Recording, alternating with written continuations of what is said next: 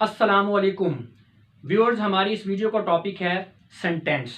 लेकिन सेंटेंस से पहले मैं लेटर एंड वर्ड को भी थोड़ा सा एक्सप्लेन करना चाहूँगा, क्योंकि मैं समझता हूँ कि अगर हम इन तीनों टॉपिक्स को इकट्ठा पढ़ेंगे तो सेंटेंस की ज़्यादा बेहतर समझ आएगी। नए व्यूअर्स को मैं ये बताना चाहता हूँ कि अगर आप लेटर एंड वर्ड की प्रॉपर अंडरस्टैंडिंग चाहते हैं तो फिर इन टॉपिक्स के ऊपर मैंने डिटेल में अलहदा से वीडियोस बना रखी हैं, आप उनको देख लें, वो आपको देखनी पड़ेंगी। यहाँ पे हम सिर्फ इनको ब्रीफली डिस्क्राइब करेंगे ताकि हमें सेंटेंस की ठीक तरह से समझ आ सके। हाँ जी, तो क्या होता है letter? English alphabet ABCD to YZ are called letters. जी, देखिए कोई भी लैंग्वेज है वो लेटर्स से शुरू होती है। लेटर जो हैं ये बेसिक यूनिट होते हैं किसी भी लैंग्वेज का। तो इंग्लिश जो अल्फ़ाबेट्स हैं उन्हें हम लेटर्स कहते हैं, यानी कि ABCD to Z तक, और इनकी जो तादाद है वो 26 है। लेकिन यहाँ पर आपने एक चीज़ का ख्याल रखना है कि इंग्लिश अल्फ़ाबेट के जो दो लेटर्स हैं ना, ए एंड आई अगर किसी सेंटेंस के अंदर अकेला यूज हुआ है सेपरेटली, यानी किसी सेंटेंस के अंदर ये है और ये किसी दूसरे लेटर के साथ नहीं जुड़ा हुआ, तो अगर ये सेपरेट यूज हुए हैं किसी सेंटेंस के अंदर तो फिर ए एंड आई को हम लेटर नहीं, फिर हम इनको वर्ड ही कंसीडर करेंगे। अब देखते हैं वर्ड क्या होता है। When two or more than two letters are joined in a meaningful way, they become a word. जब दो या दो से ज़्यादा लेटर्स आपस में एक मीनिंगफुल वे में बामानी अंदाज में इकट्ठे होकर एक ग्रुप बनाएं तो लेटर्स के इस ग्रुप को हम क्या कहते हैं? वर्ड कहते हैं। लेकिन यहाँ पर एक चीज़ का ख्याल रहे कि एक वर्ड हमने यूज़ किया हुआ मीनिंगफुल वे। मीनिंगफुल वे का मतलब ये है कि लेटर्स आपस में इस तरह से जुड़ के ग्रुप बनाएं कि वो जो ग्रुप है ना उससे कोई ना कोई मफहूम निकले, कोई ना कोई मानी दे वो जो लेटर्स का ग्रुप है, तभी हम उसको वर्ड कहेंगे, वरना वो वर्ड कंसीडर नहीं होगा। इस बात को ज़रा एक मिसाल से समझने की कोशिश करें। देखिए हमारे पास 4 लेटर्स हैं EVLO। अब इस ग्रुप को देखें, है तो ये लेटर्स का ग्रुप ही, लेकिन लेटर्स के इस ग्रुप को हम वर्ड नहीं कह सकते। क्यों? क्योंकि इससे कोई भी मतलब नहीं सामने आ रहा, कोई मानी नहीं निकल रहा। इसलिए ये कोई एब्रीविएशन तो हो सकती है लेकिन हम इसे वर्ड नहीं कह सकते, क्योंकि ये लेटर्स का ये ग्रुप जो है किसी किस्म का कोई मफहूम नहीं दे रहा। लेकिन अगर हम इन्हीं 4 लेटर्स को इस तरतीब के साथ अगर लिखें LOVE,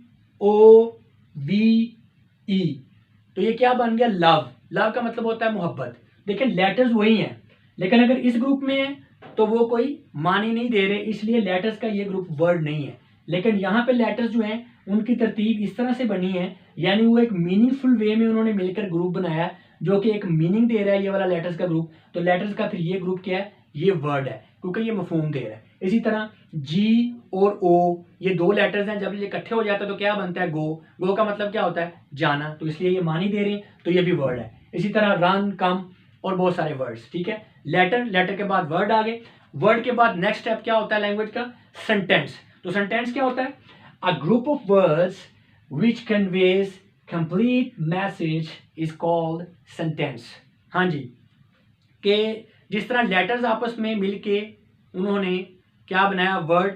इसी तरह वर्ड्स जब आपस में मिलके ग्रुप बनाते हैं तो वर्ड्स के इस ग्रुप को हम क्या कहते हैं? सेंटेंस कहते हैं। वर्ड्स के किसी भी ग्रुप को हम सेंटेंस नहीं कह सकते, हम वर्ड्स के उसी ग्रुप को सेंटेंस कहेंगे जिसको पढ़कर हमें कोई मैसेज मिले।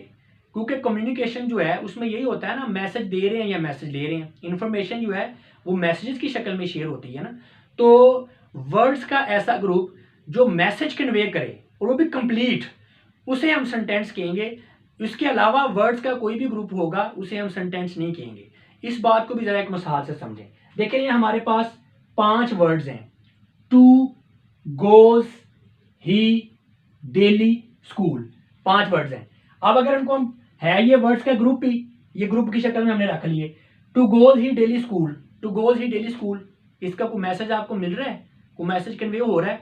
इसका मतलब है तो ये वर्ड्स का ग्रुप, लेकिन हम इसे सेंटेंस नहीं कह सकते। क्यों नहीं कह सकते? क्योंकि ये कंप्लीट मैसेज नहीं कन्वे कर रहा। ठीक है ना। सेंटेंस के लिए जरूरी चीज क्या है? कि वो मैसेज दे और फिर कंप्लीट मैसेज दे, कंप्लीट मैसेज कन्वे होना चाहिए।